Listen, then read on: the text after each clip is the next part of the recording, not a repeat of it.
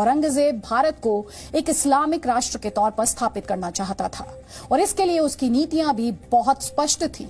वो हिंदुओं से नफरत करता था और हिंदुओं को पूरी तरह खत्म कर देना चाहता था। वर्ष 1679 में औरंगजेब ने हिंदुओं पर जजिया टैक्स लगा दिया था। ये एक ऐसा टैक्स था जो सिर्फ हिंदू देते थे और मुसलमानों को इससे पूरी तरह छूट मिली हुई थी।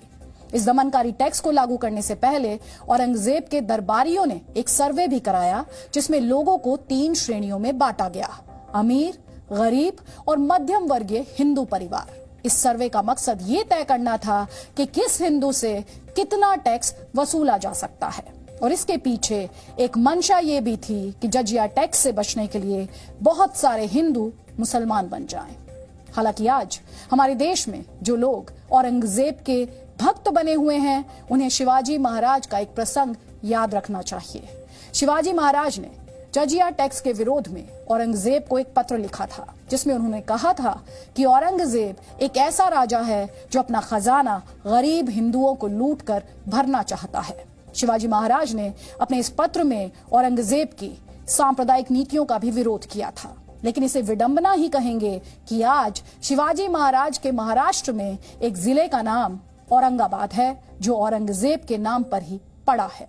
ऐसे शहरों के भी नाम बदले जो उस समय भी हिंदुओं की आस्था का केंद्र थे, जैसे मथुरा और चटगांव इस्लामाबाद बन गए और बनारस का नाम मोहम्मदाबाद कर दिया गया। आज चटगांव बांग्लादेश में है। औरंगजेब को नायक बनाने के पीछे एक बड़ी भूमिका इतिहासकारों की थी। आपको ऐसे ढेर सारे इतिहासकार मिल जाएंगे जो अपनी पुस्तकों में ये लिखते हैं कि औरंगजेब एक महान रणनीतिकार और योद्धा था, जबकि सच्चाई ये है कि औरंगजेब ने सबसे ज्यादा हिंदुओं पर जुल्म किए।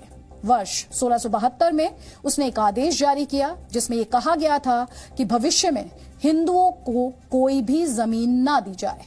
इसका मकसद हिंदुओं को सताकर उन्हें पलायन करने के लिए मजबूर करना था।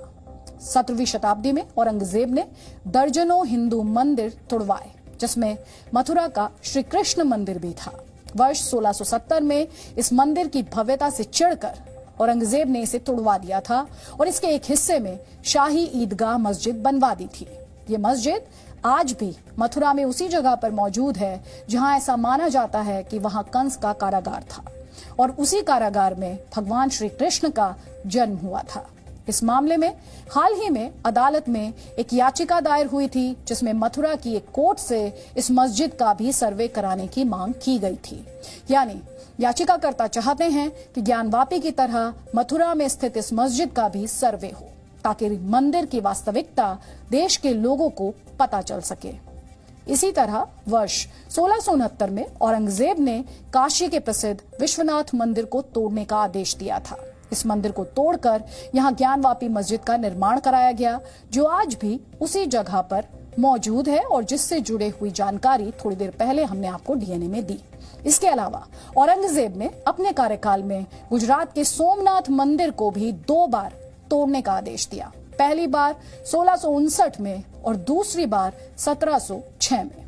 हिंदुओं के प्रति औरंगजेब की नफरत का अंदाजा आप इसी बात से लगा सकते हैं कि अपनी मौत से सिर्फ 1 साल पहले जब 88 साल की उम्र में उसे ये पता चला कि कुछ हिंदुओं ने सोमनाथ के खंडित मंदिर में भी पूजा अर्चना शुरू कर दी है तो उसने मंदिर के बाकी हिस्से को भी ध्वस्त करा दिया।